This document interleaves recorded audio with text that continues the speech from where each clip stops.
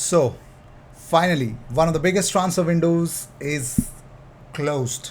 It's over. No more signings in this window. And of course, January transfer window, I don't have much hopes. I don't have much hopes from the January transfer window. But what am I supposed to talk to you in this episode? Well, of course, I'm going to talk about why exactly certain deals did not happen towards the end of the summer transfer window, which was yesterday. How did Mikel Arteta react to the whole deadline day saga? What happened to Douglas Luiz? Why did Arsenal not sign Yuri Tillemans? IG, what the hell is wrong with you? You've been making thumbnails after thumbnails after thumbnails and videos after videos after videos. You've been coming up with a lot of stuff regarding Yuri Tillemans. Where the F is Yuri Tillemans is not in an Arsenal jersey? Tell me. We have reasons why that did not happen. Just like you are not happy about it, I'm really not happy about anything. But I'm satisfied with what business is done. Of course, there are so many things that should have been done which has not been done, and yeah, I think we might suffer from the only thing that always go against us is injuries. So Mikel Arteta not signing a player on the deadline day after midfield injury says we had to react in the market. We tried, but at the end of the day, we have to bring the player that we feel is the right player for the team. We did not manage to do that. Talking about the injuries, well, here's the big update, and here's why I'm really worried about it. So, Mohamed El-Neni. Mikel said with Mo, probably it's a bit easier to put a time scale on. We are talking months. With Thomas, we are talking weeks, but maybe shorter than that, I hope. And now the question arises, what about Ramsdale and Odegaard? Well, they also took knocks, and of course, Ramsdale holding up his hamstring. Mikel said those two are being assessed. We will see tomorrow. Hopefully, they'll be available in train with the team. Unfortunately, with Alex Zinchenko, he's missed 2 games and hasn't been able to train with the team yet. So if tomorrow everything goes well, if they join the first team, that's when we come to know that everything is fine. Very well, so let's talk about Hector Bellerin and 9 goals, 29 assists, 3 FA Cups and 3 Community Shields. Hector Bellerin has officially left Arsenal. So Mikel Arteta to Bellerin said, we today say goodbye to Hector. We thank him so much for his loyalty and commitment to Arsenal. During his 11 years, Hector won 3 FA Cups and made nearly 250 appearances. Such a huge contribution to the club. I'm privileged to have played in the same squad as him for 3 seasons, wearing the Arsenal shirt and sharing many great moments on and off the football pitch together. But this is Hector Bellerin's farewell message. Says, thank you, Gunners. Feels like it was only a couple of years ago when I touched down in London for the very first time. This is the message from Hector Bellerin. It's actually a very big message. He says, with the sadness of a goodbye, but the excitement of a new beginning, I say to you all, thank you. Once a Gunner, always a Gunner. First of all, I would want to say that thank you so much, Hector, Hecky B. The times when we actually dominated Bayern, to the times where I remember you scoring against Chelsea was a very common thing. First season under Unai Emery. Then you got that weird injury, which was so wrong, so unfair, and that's where we lost a lot of your involvement. And then you joining Betis on loan and really killing it in La Liga. I hope you do well. All the best for your future.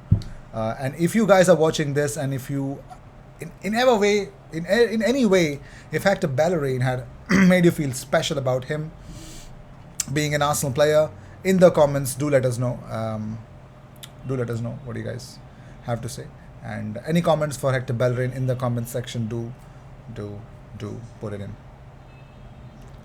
So Alexander Zinchenko on deadline day says that I'm just focused on my team. I heard a couple of links to Douglas from Aston Villa. I don't know what's happening. I want to help you. I asked Gabi Jesus. He doesn't know as well. Fabrizio said, ask Edu. It's easier. So what happened? Where exactly now? What do we do without a winger, man? So it looks like Reece Nelson will be given a new opportunity. Gunnar Block said that Reece Nelson has also received assurances that he will be given a chance to compete for a place once he has proven his fitness. Now the big question. Why not Tielemans? Why not Tielemans, IJ? So Gunnerblock says Tielemans was always seen primarily as a number 8 and potential replacement for Xhaka, whereas the absence of Partey and Elneny left Arsenal looking at a number 6. As late as 26th of August, less than a week before the transfer deadline, Arsenal were not planning on signing a central midfielder. They had already added Fabio Vieira, who can play as an 8, and believed they had sufficient depth to see them through the winter months.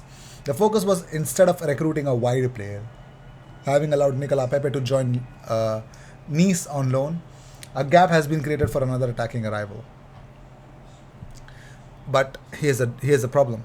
The character and quality of Tielemans were admired at the Emirates Stadium. The interest was genuine, but there were reservations over his defensive ability as well as his physical capabilities, and that is ultimately why they did not sign him. So that's why we did not get him. And talking about Douglas Luiz, it's not that we did not make any third attempt. We did. It was a £25 million bid, which also got rejected. I don't understand. Douglas Luiz is not signing a new contract with Aston Villa, and this is the only. I mean, Aston Villa even signed his replacement. I don't know why they did not let him go. I don't know. They could have got something out of it, unless Douglas Luiz signs a contract extension, which helps them protect his value. But I don't know if he's going to do that. I don't know. He didn't do it till now. Why would he do it now? I don't get the point. Anyways, that's not my thing anymore. We move on. Do we have any other option? No, sir. So Charlie Patino is closing in on a return from injury. Blackpool manager Michael Appleton says that he's about 10 days away. So Charlie Patino will be back after that horrific looking ankle issue, man. Wow, that was unbelievable. But here's the funny part. Why did we not get Douglas Luiz? So Gunnerblock says £25 million bid for Luiz was determined as a fair price for a reliable squad player. Villa did not agree and Arsenal were not prepared to be held to ransom. It meant missing out on some targets, but Arsenal believe it benefits the health of the club and squad in the long run. Well, that's cool. It's actually a good way to see this. Interesting. Very interesting.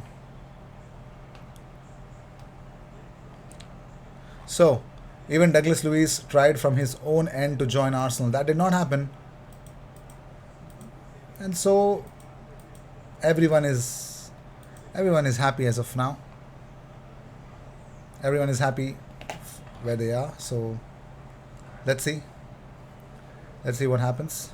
With this, I'd like to end this episode. Thank you so much for tuning in. If you seek daily Arsenal content, the best place to be. Consider subscribing. The next window, of course, every window for the transfers, for Arsenal is very interesting.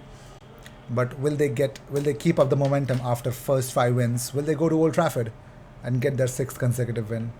Only time will tell. I'll see you in the next one. Until then, cheers.